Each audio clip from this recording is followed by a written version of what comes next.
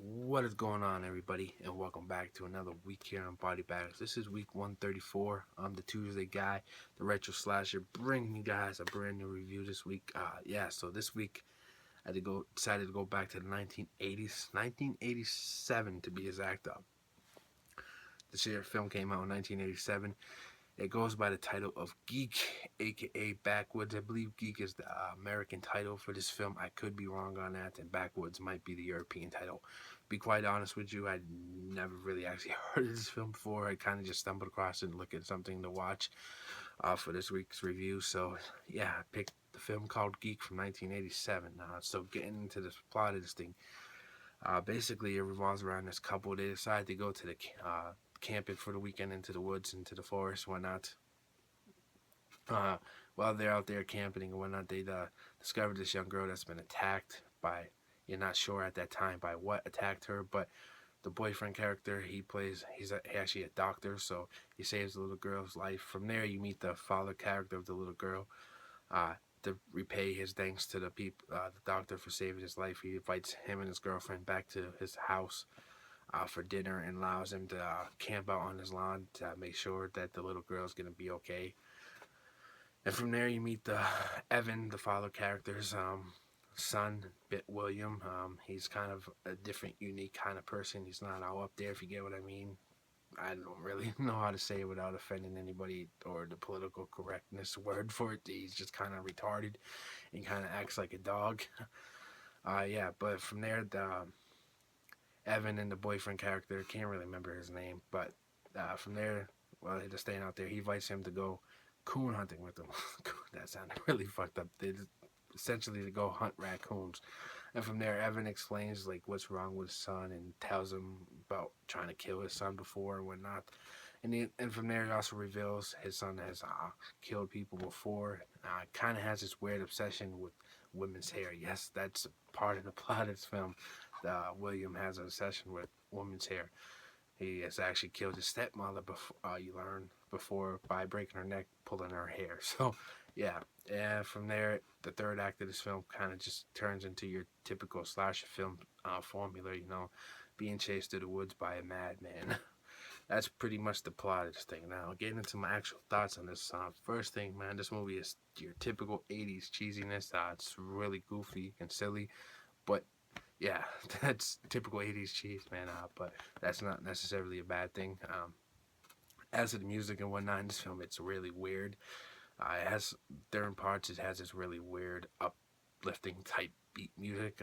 Don't really know the word to describe it, but yeah, it has that. Then also Evan, the hillbilly character, he sings a lot in this film. He sings about songs about killing raccoons and climbing up trees and whatnot. Really fun. The hillbilly shit kind of just comedy music, but it really fits the tone of the music, the film. I mean, yeah. As to the acting in this film, it's pretty well done. Evan, the father's character, I really, really enjoy his acting. He's really over the top and silly. He's your typical backwoods hillbilly redneck type character. Just sipping his moonshine through the whole film, telling whacked out hillbilly stories to this couple. The son William, he's doesn't say really much anything in the film. Pretty much just growls and barks like a dog in the film, which is kind of strange too. But I guess he does a good job at that. And the couple, they're really good. You spend a lot of time in the beginning of the film getting to know them, up to the point where they find a little girl. So there's a lot of great character development between the couple, which is always a plus. Great character development, especially if you don't have a large cast. It's great to get to know your characters. Yeah. As to the gore and effects and body count and whatnot, it's kind of a slashery film, so there's gotta be that. There's not a whole bunch of gore, not a whole lot of deaths or whatnot. There's a few deaths in this film. One happens off screen, and somebody dies of natural causes.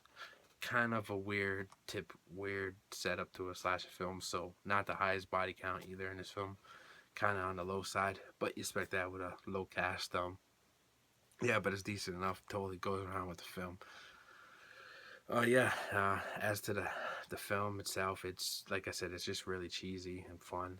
The ending is kind of really good. I really enjoyed the ending of this film. I'm not gonna spoil it, but if you've seen the ending of Hellraiser, there's some things like that that take place in this film involving lots of hooks and whatnot. That's all I can say. Yeah, really good stuff. Yeah.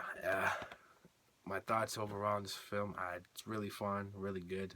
I had a blast watching it. It's not the greatest thing I ever seen. Definitely not the worst thing I ever seen. It's pure entertainment. Man, it's just goofy and silly and fun. That's the best way to describe it, man. That's one of those films you got to see for yourself, believe it or not. But if I had to throw a rating on this one, I'm gonna give it a 6.5, 6.5 out of 10.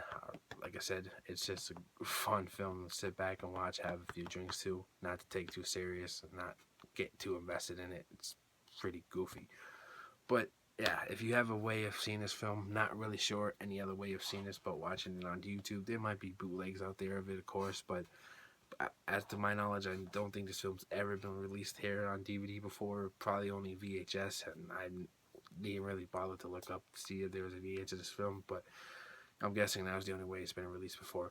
It's a film that definitely deserves to be re-released. I would love to see it, maybe on Blu-ray, because the ending of the film all takes place at nighttime and it's extremely dark. It's really hard to see. Somebody must take this film and clean it up and throw it on Blu-ray. It'd probably look really nice, to be quite honest with you.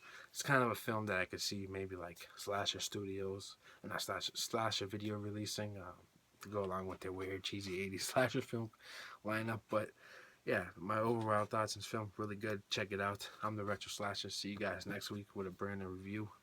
Later.